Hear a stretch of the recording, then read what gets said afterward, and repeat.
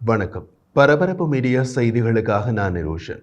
இஸ்ரேலுக்கும் ஹெஸ்பொல்லாவுக்கும் இடையே மோதல் அதிகரித்துள்ள நிலையில் பரபரப்பு மீடியா யூடியூப் சேனலில் எமது வழமையான நேரங்கள் தவிர்ந்த இடைப்பட்ட நேரங்களிலும் இன்று காணொளிகள் பதிவேற்றம் செய்யப்படும். லெபனானின் வெவ்வேறு பகுதிகளில் இஸ்ரேலிய பாதுகாப்பு படை IDF தொடர்ந்தும் ஹெஸ்பொல்லா இலக்குகள் மீது தாக்குதல்களை நடத்தி கொண்டிருக்கிறது. அதை போர் என்று குறிப்பிட்டுள்ளார் இஸ்ரேலிய பிரதமர் பெஞ்சமின் நேதன்யாகு. IDF தலைமை அதிகாரி லெப்டினன்ட் ஜெனரல் ஹெர்சி ஹெலேவி லெபனானில் ஹெஸ்பொல்லாவுக்கு எதிரான இராணுவத்தின் தாக்குதல் நடவடிக்கைக்கு ஒரு பெயரை அறிவித்துள்ளார். ஆபரேஷன் வடக்கு அம்புகள், அதாவது ஆபரேஷன் நொதர்ன் ஆரோஸ் என்பதே அவர் அறிவித்துள்ள பெயர். இஸ்ரேலிய பிரதமர் பெஞ்சமின் நேதன்யாகு லெபனான் மக்களுக்கு வெளியிட்ட செய்தியில், எமது நாடு போர் தொடங்கியிருப்பது லெபனான் மக்களுடன் அல்ல, மாறாக ஹெஸ்பொல்லாவுடன் போரிடுகிறது என்று கூறினார். ஹெஸ்பொல்லா இலக்குகளை எமது விமானங்கள் தொடர்ந்து குறிவைக்கும் என்று குறிப்பிட்ட இஸ்ரேலிய பிரதமர் லெபனான் மக்களை ஹெஸ்பொல்லா இலக்குகள் உள்ள பகுதிகளில் இருந்து வெளியேறுமாறு அழைப்பு விடுத்தார். அவர் மேலும் தெரிவித்த போது, நீண்ட காலமாக ஹெஸ்பொல்லா உங்களை மனித கேடயமாக பயன்படுத்திக் கொண்டிருக்கிறது. உங்கள் அறைகளில் ராக்கெட்களையும் உங்கள் கராஜில் ஏவுகணைகளையும் வைத்தது. அந்த ராக்கெட்கள் மற்றும் ஏவுகணைகள் நேரடியாக நமது நகரங்களை குறிவைத்து நேரடியாக நமது பொதுமக்களை கொல்வதற்காக வைக்கப்பட்டுள்ளன. ஹெஸ்பொல்லா தாக்குதல்களில் இருந்து எமது மக்களை பாதுகாக்க இஸ்ரேல் அந்த ஆயுதங்களை அளிக்க வேண்டும் என்றார். நான் உங்களை கேட்டுக்கொள்கிறேன், இந்த எச்சரிக்கையை தீவிரமாக எடுத்துக் கொள்ளுங்கள். இது உங்கள் வாழ்க்கை. தயவு செய்து இப்போது ஹெஸ்பொல்லாவின் தொடர்புள்ள இடங்களில் இருந்து வெளியேறுங்கள்.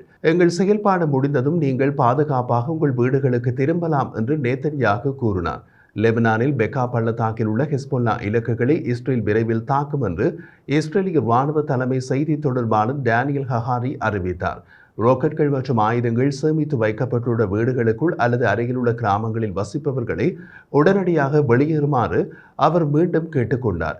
இதே அறிவிப்பை அவர் நேற்று திங்கட்கிழமையும் வெளியிட்டு மக்களை வெளியேறுமாறு எச்சரித்திருந்தார். கிழக்கு லெபனான் பிராந்தியம் இஸ்ரேலின் எல்லையிலிருந்து ஒப்பீட்டளவில் தொலைவில் இருப்பதால் தெற்கு லெபனானில் இருந்ததை விட ஹெஸ்பொல்லாவின் வலுவான இருப்பை கொண்டு பெக்கா பள்ளத்தாக்கில் இஸ்ரேலிய தாக்குதல்கள் மிகவும் அரிதானவை.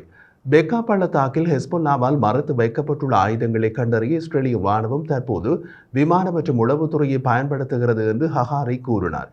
பெக்கா பள்ளத்தாக்கு பகுதியில் உள்ள ஹெஸ்பொல்லா இலக்குகளை விரைவில் தாக்கி தயாராகி வருகின்றோம்.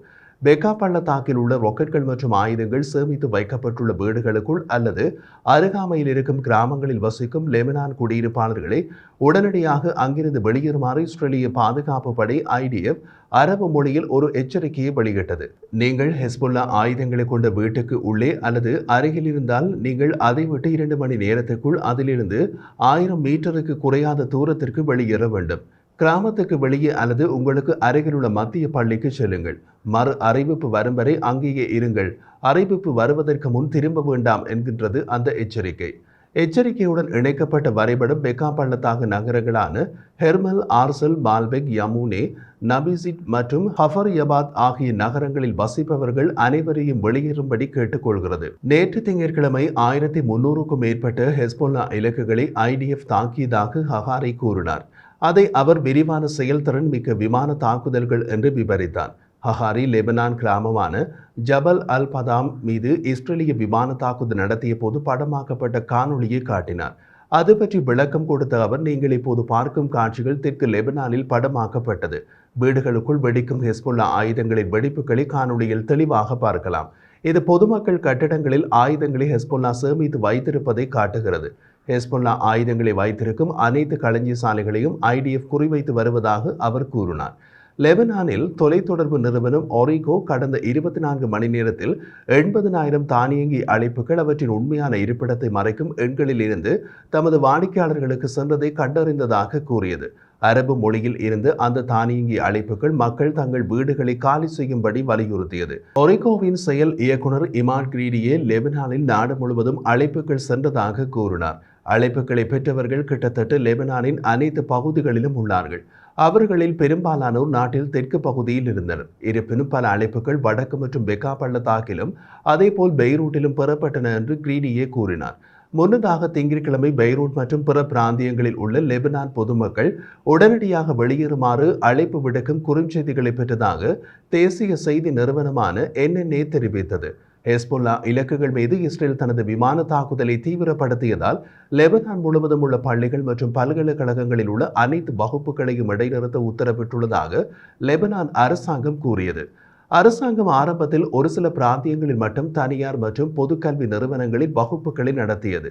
ஆனால் இறப்பு எண்ணிக்கை தொடர்ந்து அதிகரித்து வருவதால் தலைநகர் பெய்ரூட் உட்பட நாட்டின் பிற பகுதிகளில் பள்ளிகள் மூடப்படும் என்று அமைச்சு கூறியது. இஸ்ரேலுக்கும் லெபனானுக்கும் இடையே பதட்டங்கள் அதிகரித்துள்ள நிலையில் அமெரிக்க ராணுவம் மேலதிக துருப்புக்களை மத்திய கிழக்குக்கு அனுப்புகிறது என்று அறிவித்துள்ளது.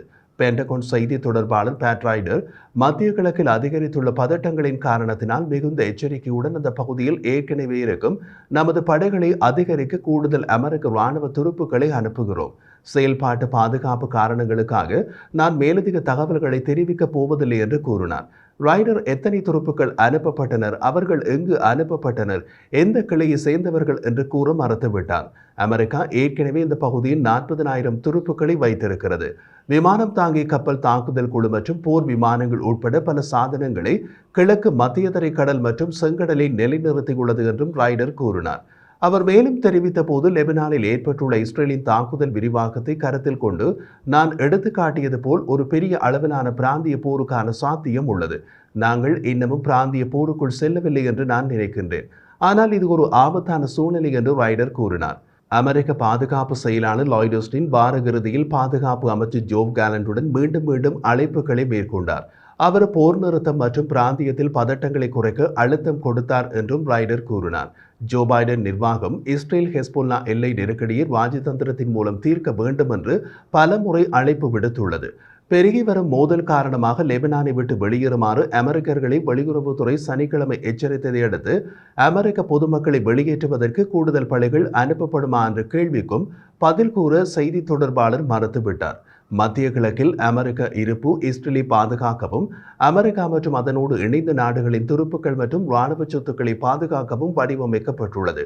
கடற்படை போர்க்கப்பல்கள் கிழக்கு மத்தியதரை கடல் முதல் ஓமன் வளைகுடா வரை பல கடல் பகுதிகளில் உள்ளன. மேலும் விமானப்படை மற்றும் கடற்படை போர் விமானங்கள் இரண்டும் மூலோபாய அடிப்படையில் பல இடங்களில் எந்த தாக்குதலுக்கும் தயாராக உள்ளன. நூற்றுக்கணக்கான பாலிஸ்டிக் ஏவுகணைகள் மற்றும் ஆளற்ற விமானங்களை பயன்படுத்தி இஸ்ரேல் மீது ஈரான் நடத்திய தாக்குதலை குறிப்பிடுகையில், ஏப்ரல் 14ஆம் தேதி ஈரான் தனது ஆளற்ற விமானம் மற்றும் ஏவுகணை தாக்குதலை நடத்திய போது மத்திய கிழக்கில் நமது ராணுவ பலம் இருந்ததை விட இன்று அங்கு அதிக திறன் கொண்டுள்ளோம் என்று ரைடர் கூறினார்.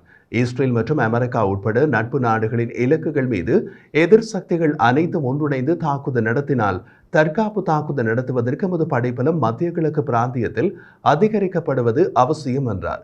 அவர் கூறியதன் அர்த்தம், ஒருவேளை ஹெஸ்போல்லாவுடன் ஈரானும் இணைந்து இஸ்ரேல் மீது தாக்குதல் நடத்தினால் அமெரிக்க இராணுவமும் காட்சிக்குள் இறங்கும் என்பதுதான்.